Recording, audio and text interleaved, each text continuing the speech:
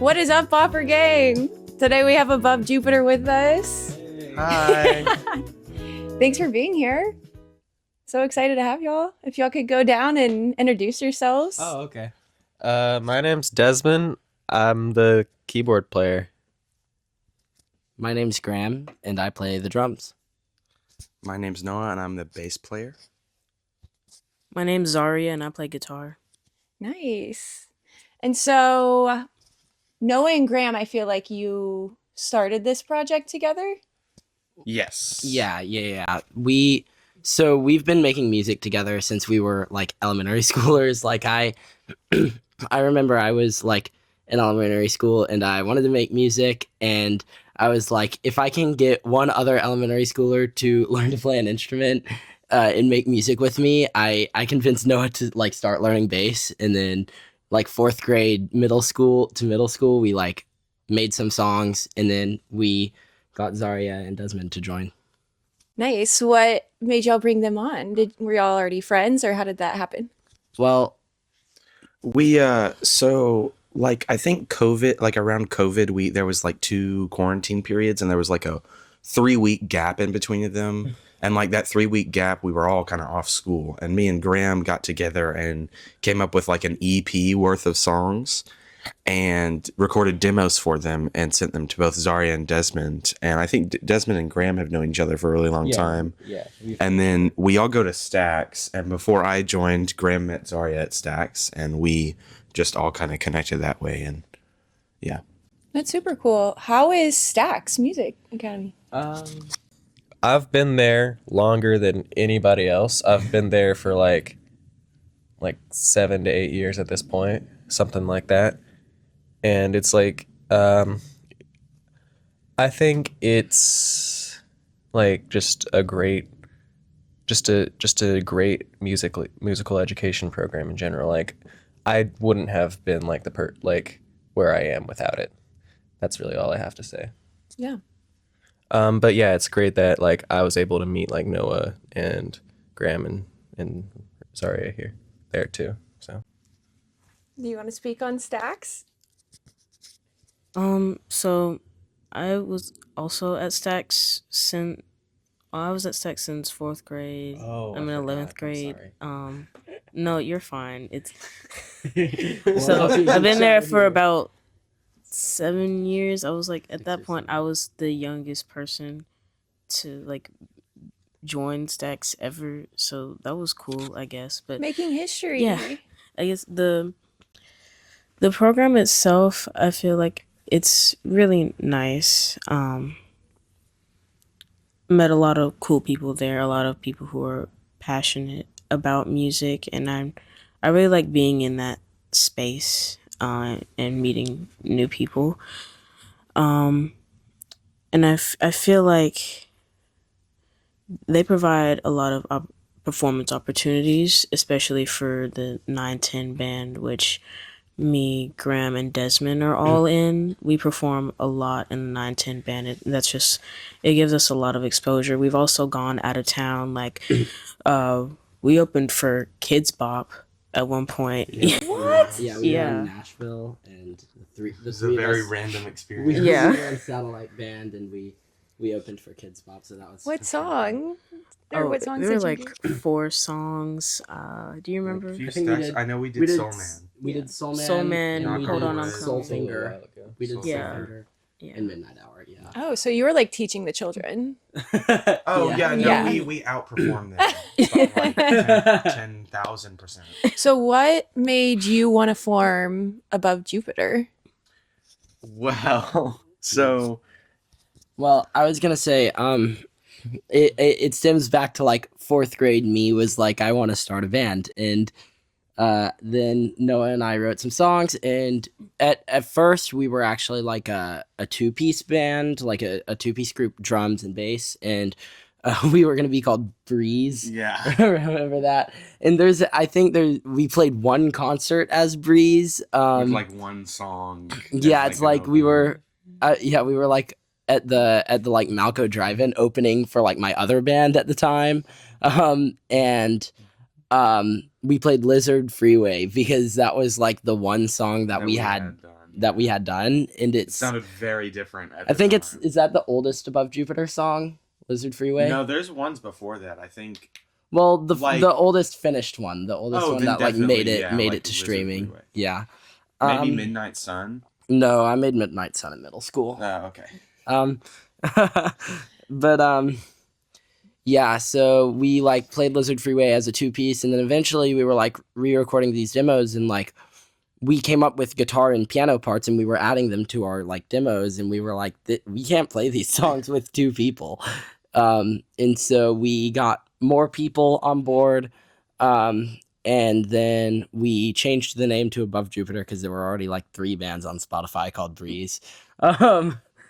And so we changed it to something more original, and now here we are as Above Jupiter. That's cool.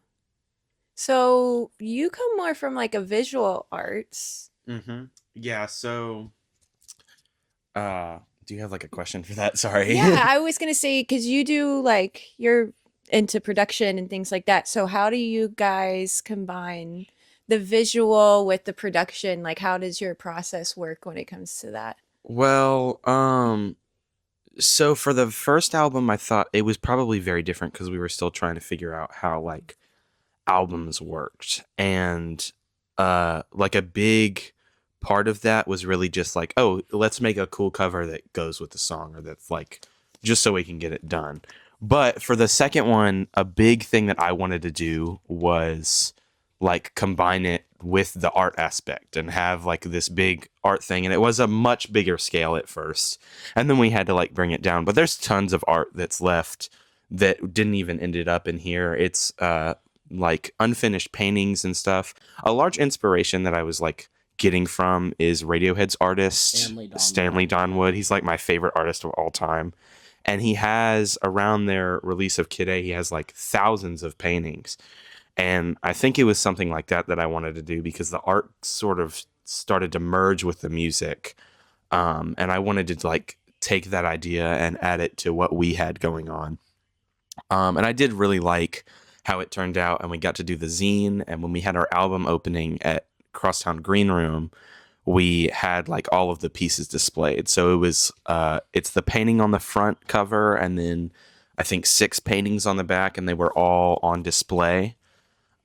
6. And they're very nice. And it like over like a 2.5-year period, those were like the best pieces that came out of it. Which one's your favorite? Probably this one, the gray Okay. one. I've been saying that for a while now. I think it used to be that like blue one with the fishes was my favorite, but yeah, the gray one's definitely my favorite. It has like the most like cool material. I like dyed newspaper and had it on there with like latex paint and like wall paint that was like watered down to make it like a watercolor thing. Yeah, so That's so cool. So does the art inspire the music first? The music inspires the art, or is it kind of just for the first album, we wrote it very much in a way of like it was me and Graham writing together music, and then when we come to the publishing stage, then it was art. For this album, it was more poems, lyrics, music, and then while that was going on, those ideas would be in the art. So a lot of the pieces that didn't get used, I took from ideas that we had, and then like those ideas kind of morphed into the artwork. yeah. And at the same time, the zine has this story that we wrote, and that's how we started out writing the album.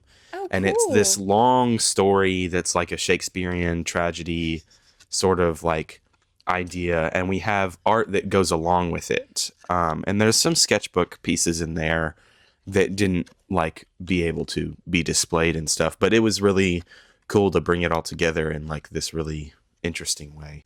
I know that this wasn't the case for all of the second album songs, but for at least like a good majority of them, the way that it kind of happened was Noah would write like a poem or like Sections just of sections songs. of lyrics, and there wouldn't really be any music attached to it or art attached to it yet, and he kind of created these just pieces of word art, I guess, right? Yeah. And kind of what would happen is we would get together and sometimes we like rewrote it a little bit, or we improved it, and we just kind of got it into like a good form to be used as a basis. And then I think what happened a lot of the time was then we would both take this like poem, and it's like I would write music to the poem while he created art to the poem. Yeah. And it's like we kind of would base our ideas off of each other in that respect, and that's kind of like a big part of how the album got written. Like most of the pieces that ended up having associated artworks are like the ones that Noah wrote poems for, and so I think that was a really successful thing for us. This is all bringing me back to like when we first started. I think one of the very first songs that we wrote specifically for the album, there was a song called Holiday that we wrote during the first album phase, but then we took like June after that album came out, the first one, and wanted to like sit down and start writing the next one because we already had all these ideas and stuff, and the story was coming together.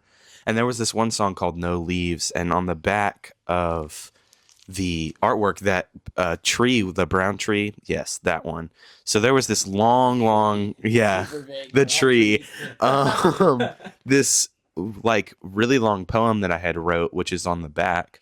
Actually never appeared in the album at all, but there's pieces of it that aren't on the painting that like became this song No Leaves, and it's like a really long song. And I think that used to be one of my favorite paintings. I think those two, the gray one and that one, is also really cool because that was like one of the very first paintings that I did, and it kind of sparked this idea of what this album could be, what the story could be, and how we could like combine the music and artwork.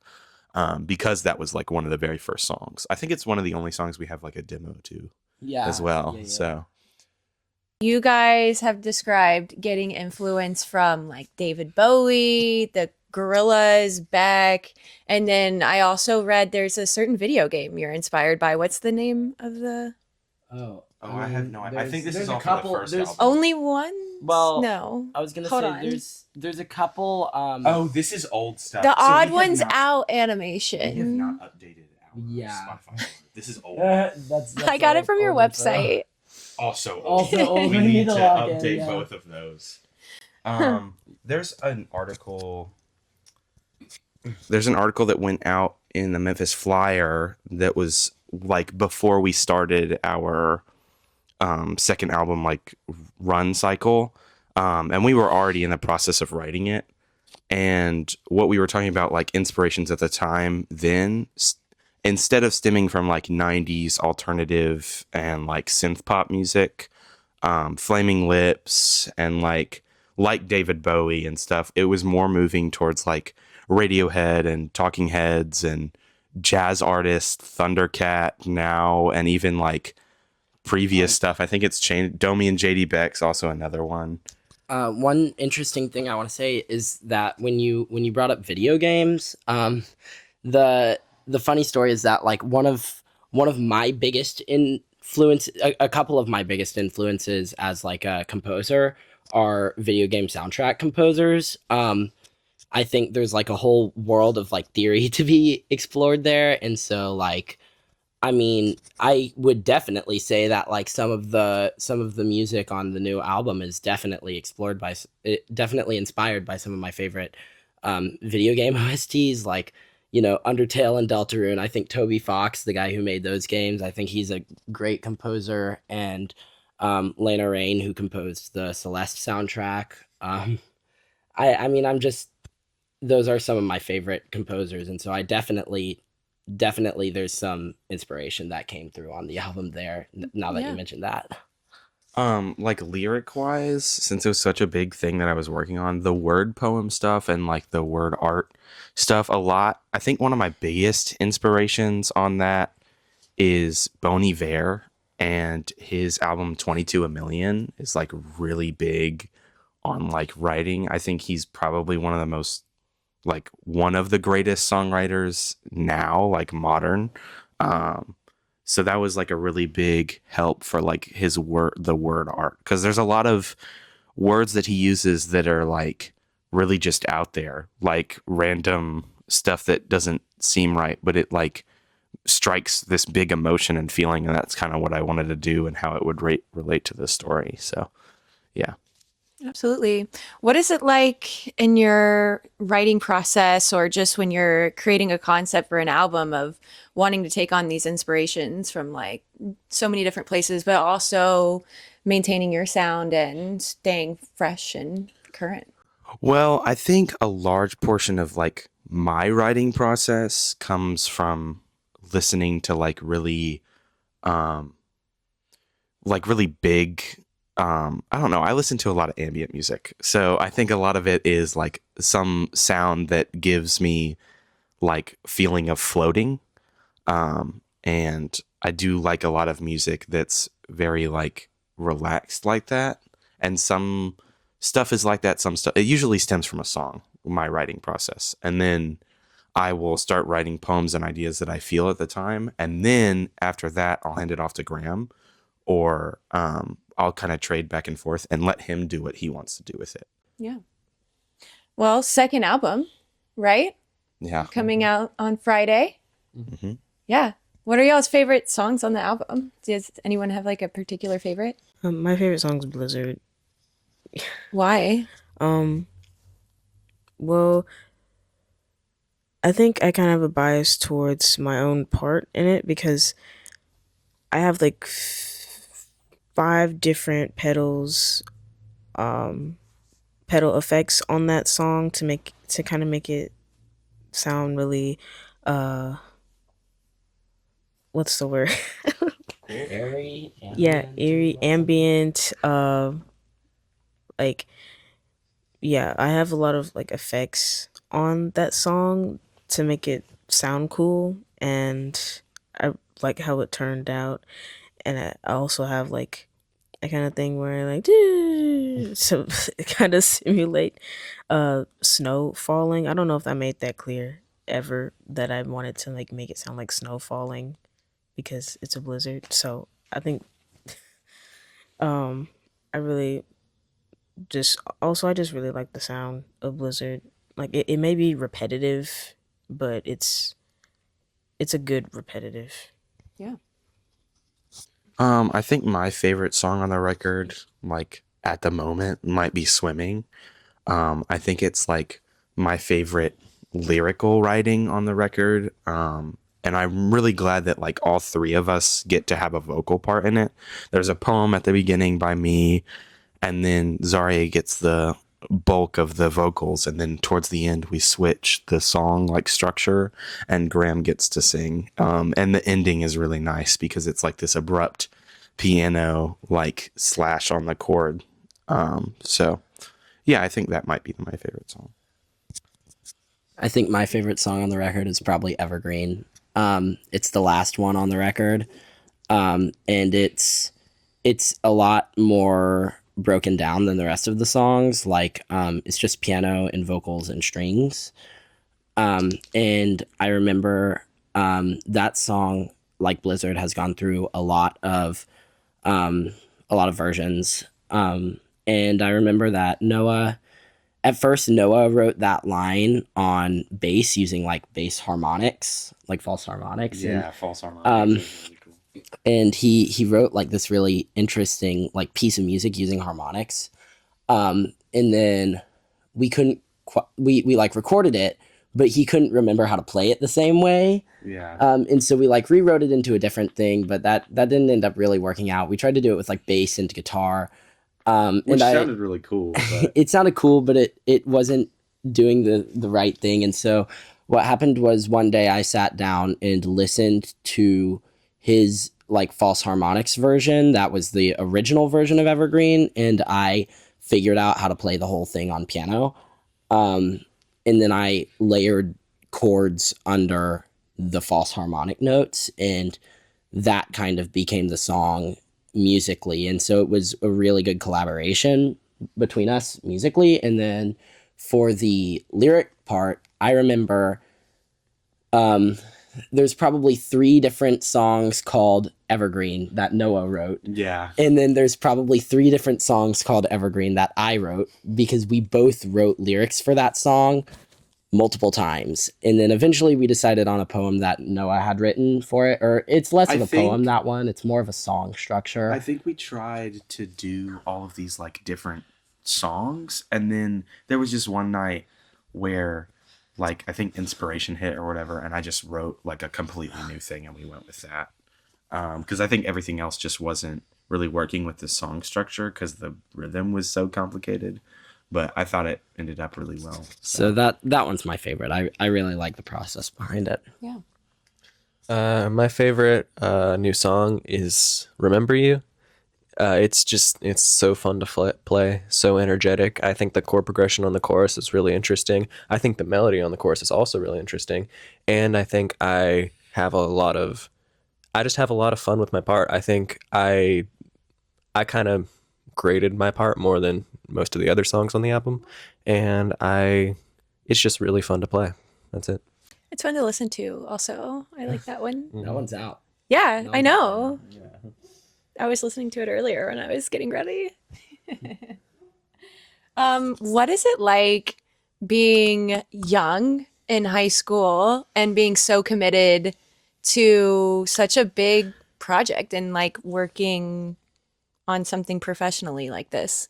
So first of all, like before I get started on answering this question, because this is really big for me, but like I'm just really grateful that we got to record at Memphis Magnetic, which is where we got to record. And Scott McEwen, who owns the studio, also owns Red Curtain Records, and really, really liked what we were doing. And it was really like crazy to see, because originally we were going to release this independently.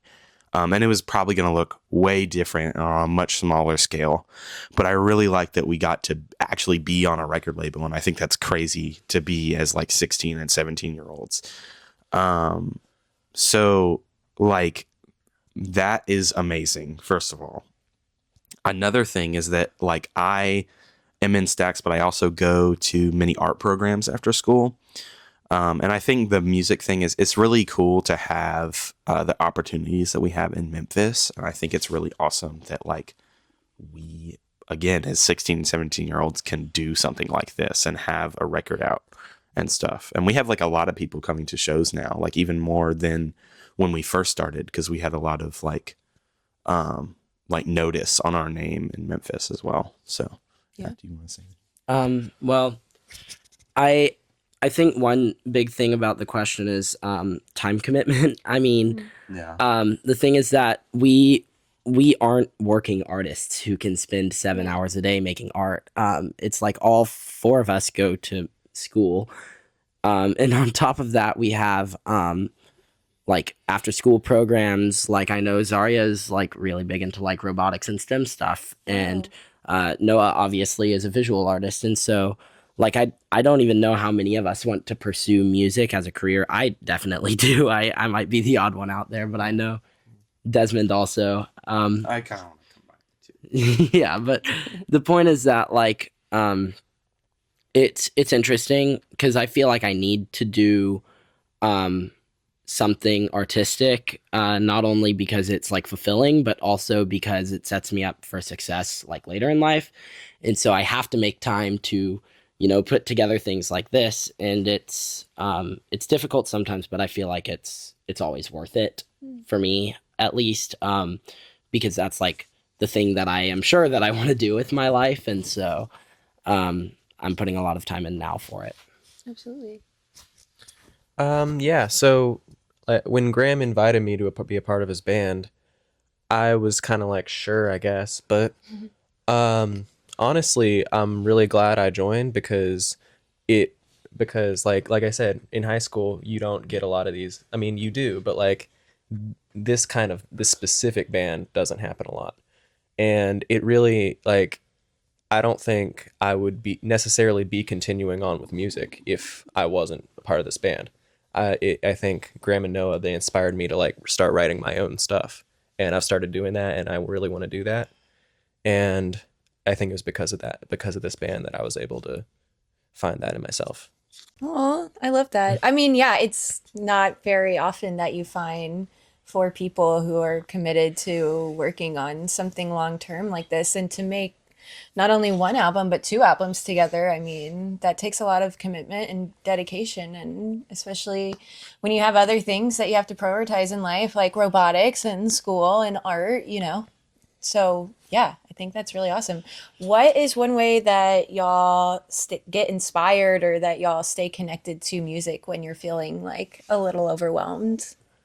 Oh, well, oh, I mean, honestly, every time I can, I am always playing piano. It just calms me because, like, I'm a person who can just, so I've always been like fidgety with my hands, like completely. I've always been like paying attention to everything around me, like kind of like fidgety and like nervous and stuff. But when I play piano, when I like just like find new chords and stuff, I can like I connect with it, and it just like brings me into it completely. So like I think that's just I've just been doing it so long that it just absorbs me completely.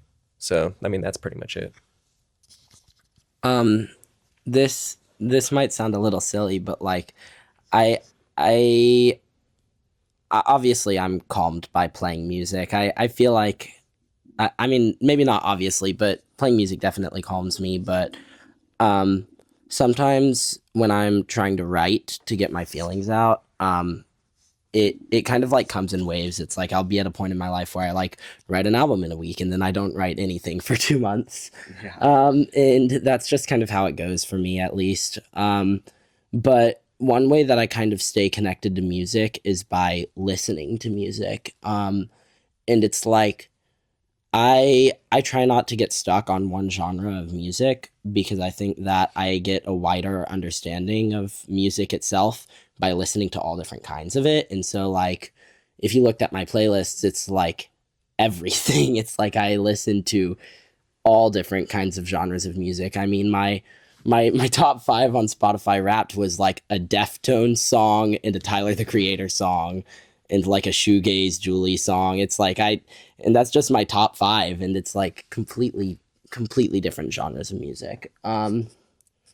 And so I guess I stay grounded by listening to new kinds of music constantly. I like I think throughout the first album, the songwriting thing was mainly Graham, and we were just kind of working together.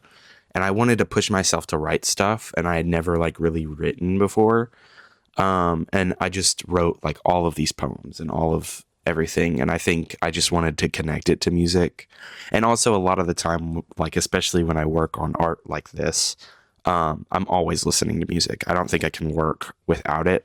And a lot of the music I listen to is very like, at least to me, it brings you in to the song. I listen to a lot of funk music too, so it's like a lot of like feel, and you kind of get lost in it. So that's why I stay connected. So Nice. I stay connected by performing a lot. I don't really listen to music that often because when I'm working, I often find music to be distracting to me, so I don't typically listen to that much music. Um, but I stay connected by performing a lot. Like um, in school, I'm in a jazz band, so I'm playing there every day. I'm at Stax. That's 2 times a week, not even including the performances. And above Jupiter, obviously, we're always not always, but we play like once a month at least, or at least we try to. So, um, yeah, I just I'm always performing or just um, performing a lot at least. What's your favorite part about performing?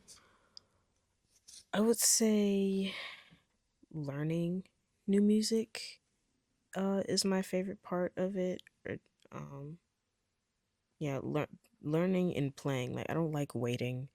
Um, I don't like waiting a long time for stuff to get set up or just all that downtime. Like I just want to be there and playing.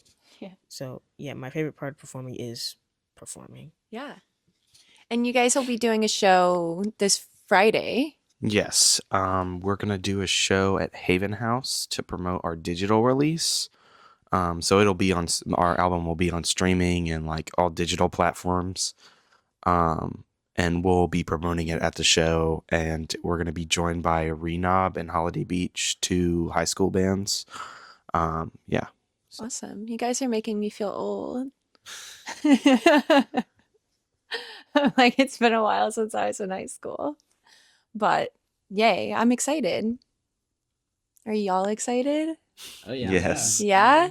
After this show, we finally get to be done with releasing this album. Like I'm excited for that part to be over because band business sucks, dude. Totally. I think we're like really excited for people to just like be able to listen to it easily.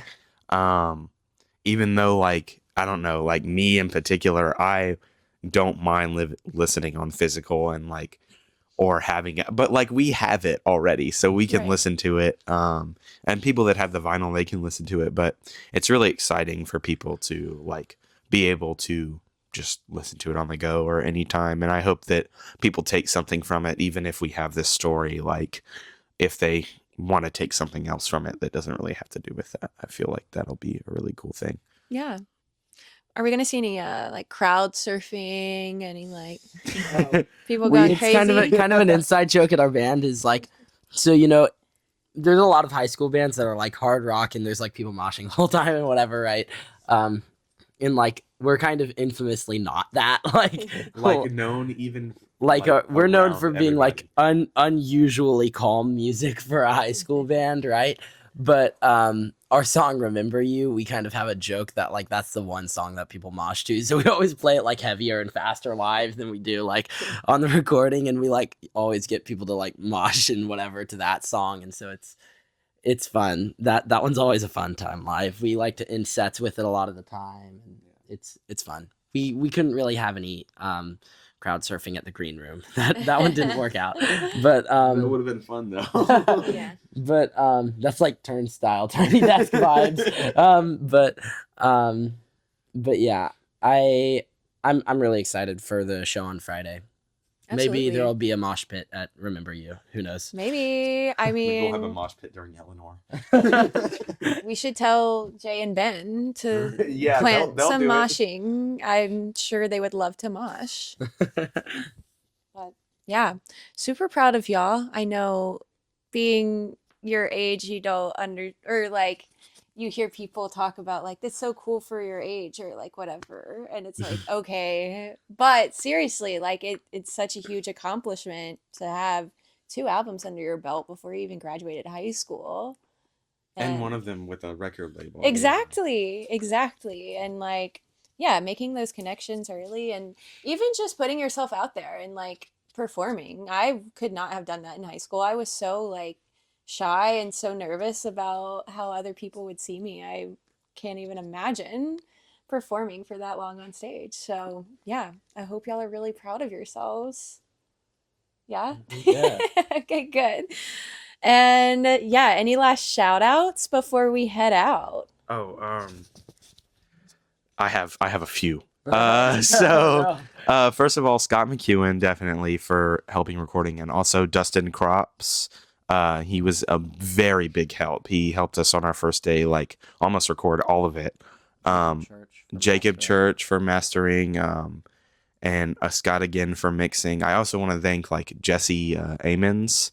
He's a high school student, very good friend of mine. He's not. He's a college. He's a college student now. Never He's a mind. college student now. But so he helps us like with a lot of photography, and he used to run our fan page, and he helped me do a lot of this stuff and like get it done. And we have some live video that'll be coming out soon from the performance, not the whole thing, but there's a large portion of it that will be coming out from the green room so that people will be able to see it if they weren't there. Cool. Yeah. Do you have any shout outs? I do. I had one that I was gonna say and I had forgotten it, but I'll remember. I wanted to shout out the rest of the Memphis like music scene, because I mean I'm always trying to find more bands. I'm always trying to like, because we can't play a 3-band bill if we're the only band in town. And so I just want to thank like all the other bands. I'm really excited to play with Renob and Holiday Beach. Just shouting out some other Memphis bands for people to go give a listen. I know Parasoline's really good. The Narrows, they play with us. The Narrows played with us at the Green Room. There's John B based out of here, and then Speaker Girl. Speaker Girl, Wilshire, lots of bands. If you guys don't know, Renob's drummer Brody Falcone put out an album yesterday. Okay. It's really good. You should go listen if you haven't yet. But yeah, I'm really excited. Yesterday being Friday, December 6th. I don't know what day this is coming out. But yeah, pretty cool. Oh, cool. Well, where can the people find you on socials and find your music? So we have abovejupiter.com, and then our big social media platforms, Instagram, and that's abovejupiter.music, then Above Jupiter on YouTube. Usually it'll just be Above Jupiter on all the other We're on platforms. Facebook is is abovejupiter.music. yeah, will be the same as Instagram, but Instagram is where we mainly post all of our information, and our website and stuff. Redcurtainrecords.com is also, they have the album, so that'll be on there.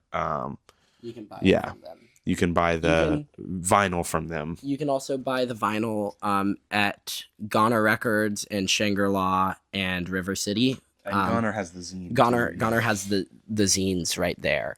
The other record stores do not. But yeah, that's Cool. about it. Well, I love it. Well, thank you guys for taking time out of your weekend to come hang with me and yap. I know y'all have some time until school's out, or are y'all on break? I think so. Oh, it's like 2 more weeks or 2 more something. weeks. Yeah. You don't know if you have school No. tomorrow? Why would we? All right, y'all. Well, that's a wrap. Yeah. Thanks so much for having us. Yeah. thanks for Yeah, having us. absolutely. Later.